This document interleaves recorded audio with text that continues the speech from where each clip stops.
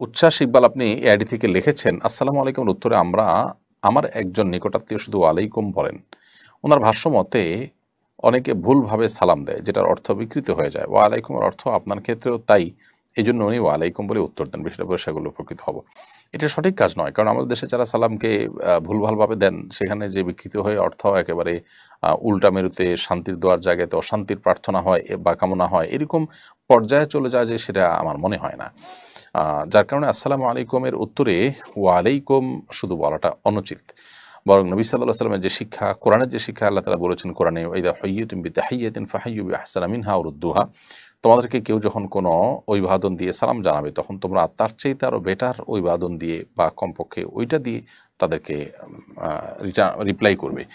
তো এইজন্য আসসালামু আলাইকুম বললে আসসালামু আলাইকুম কমপক্ষে, আর ভালো হয়, উত্তম হয় আসসালামু আলাইকুম আসসালাম ওয়া রাহমাতুল্লাহ বলা। আর আসসালামু আলাইকুম ওয়া রাহমাতুল্লাহ বললে উত্তরে ওয়া আলাইকুম আসসালাম ওয়া রাহমাতুল্লাহি ওয়া বারাকাতুহু পর্যন্ত বলাটা সুন্নাহ।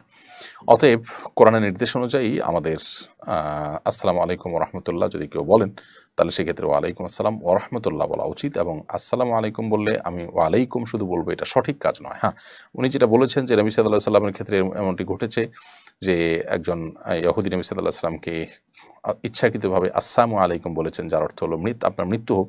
তখন নবী সাল্লাল্লাহু আলাইহি ওয়াসাল্লাম তাকে ওয়ালাইকুম বলেছেন। তো এটা একে তো অমুসলিমদের জন্য প্রযোজ্য, দ্বিতীয়ত হলে যখন অর্থ বিকৃতির বিষয়টা নিশ্চিত আমি জানি কেউ ইচ্ছাকৃতভাবে আমার প্রতি সেটি করেছে, তখন সেটা প্রযোজ্য।